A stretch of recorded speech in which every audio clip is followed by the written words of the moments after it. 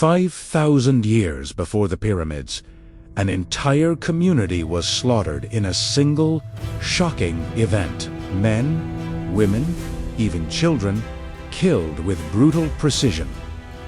No weapons left behind, no survivors. Only bones. And in a quiet valley in what is now Germany, those bones still whisper what happened.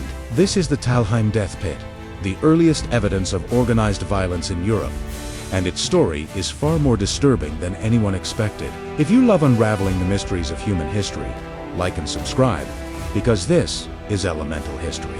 In the summer of 1983, construction workers in the small village of Talheim uncovered what they believed was a routine archaeological site. But as soil peeled away, the first skull appeared, then another, and another, all clustered together in a shallow trench. It wasn't a burial. There was no order, no ritual, no care. What they found was a mass grave. 34 people, piled together in death. Every single skeleton told the same story. A violent end. These weren't random injuries. The patterns on the skulls matched the shape of stone adzesevi woodworking tools wielded like axes. This was a Neolithic massacre, frozen in time for 7,000 years. Forensic analysis painted a horrific picture. Blows rained down from multiple angles, often from behind. The victims were caught by surprise. It was a swift, efficient, and utterly ruthless execution of an entire community. The trench where they lay was likely an abandoned grain silo, a grim and final resting place for people who once farmed this very land. The discovery sent shockwaves through the archaeological community. The Neolithic period, often romanticized as a peaceful era of our first farmers, suddenly had a much darker side. Talheim was the first hard evidence that organized, large-scale violence was part of Europe's deep past. So, who were these people? They were farmers, members of Europe's first settled communities. They belonged to the linear pottery culture, named for their distinctive, decorated ceramics. These were the pioneers who transformed the continent, clearing forests to plant wheat and barley. They lived in longhouses, farmed cattle, grew crops, and shaped Europe. Among the dead were 16 children, 9 adult men, and 7 adult women, with 2 adults too fragmented to identify. The youngest victim was a toddler, the oldest, a man over 60. It's tragic. Many had blows to the back of the head, suggesting they were struck down while fleeing. Others had shattered forearms, classic defensive wounds from trying to shield their faces from the incoming blows. This wasn't an abstract battle between faceless armies. It was personal. It was families trying to protect each other. The attackers showed no mercy, systematically eliminating everyone they found. In Talheim, violence wasn't a distant threat. It was a brutal reality that ended a community in a single, terrifying afternoon. And for decades, the reason why remained a profound mystery. When the bones were first studied, one question dominated every lecture hall in Europe. Why were these people killed? Was it a family feud gone wrong? A ritual sacrifice? Or a fight over resources? The theories were endless, but the evidence was limited. But then, modern science added an unexpected and revolutionary twist to the story. Using strontium isotope analysis, scientists could determine where a person grew up by examining the chemical signature locked in their tooth enamel. Different geologic regions have different strontium ratios, which are absorbed into the body through food and water. The results from Talheim were astonishing. The analysis revealed 2 distinct groups among the dead. The first group had an isotopic signature consistent with the local Talheim region. These were the locals, born and raised in the valley. The second group had a completely different signature, indicating they came from a region at least 60 kilometers away. They were foreigners. And here's the most crucial part. Nearly all of the dead women and children belonged to the local group. This wasn't a civil war or an internal dispute. It wasn't an accident. This was a targeted raid, carried out by an external group.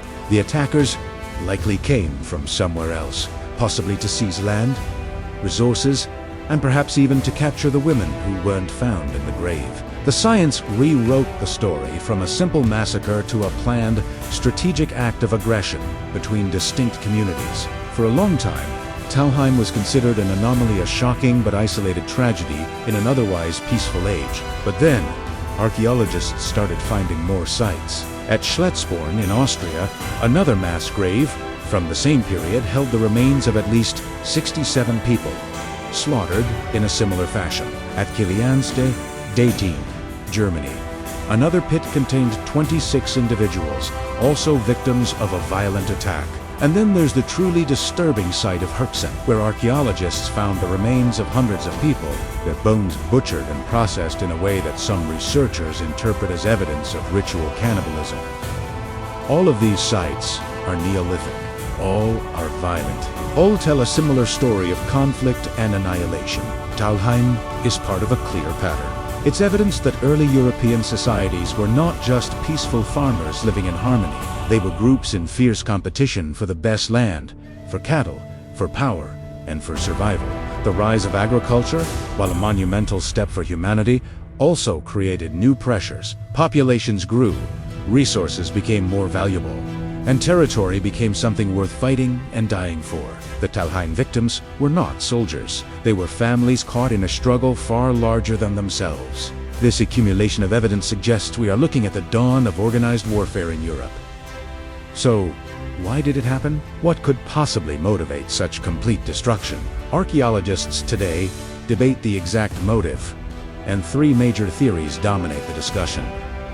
First, resource competition. As farming spread, the most fertile land became a scarce and valuable commodity. A growing population in a neighboring region might have been driven by need, or simply greed, to eliminate the Talheim community and take their land and livestock. The second theory is retaliation, or a blood feud.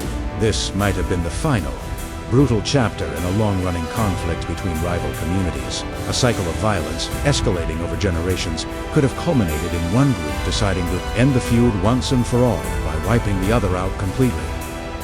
The third theory is a captive seizing raid. It is notable that the number of adult women in the grave is lower than expected for a typical community. Some researchers propose that the attackers killed the men and children, but abducted some of the younger women. In this scenario, the goal wasn't just to eliminate a rival, but to acquire women to solve a demographic imbalance in their own group. Each of these theories is chilling, and all are plausible. The truth might even be a combination of all three. What is certain is that 7,000 years ago, a group of people made a calculated decision to destroy their neighbors. The Talheim Death Pit is a window into a painful but important truth, that conflict and organized violence have deep roots in human history. It's a reminder that the progress of civilization has never been a simple, peaceful journey. But the story of Talheim also shows something else: the enduring power of science.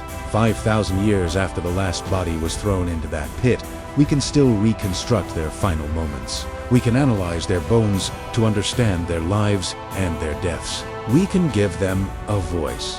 History is not just the stories of kings and empires, of great monuments and glorious victories. Sometimes, the most powerful history is the story of a single village that never saw its attackers coming. Their tragedy, uncovered by chance, has forced us to confront the darker side of our own origins and the timeless struggle for survival. This is elemental history, and the past is far from silent. Thanks for watching.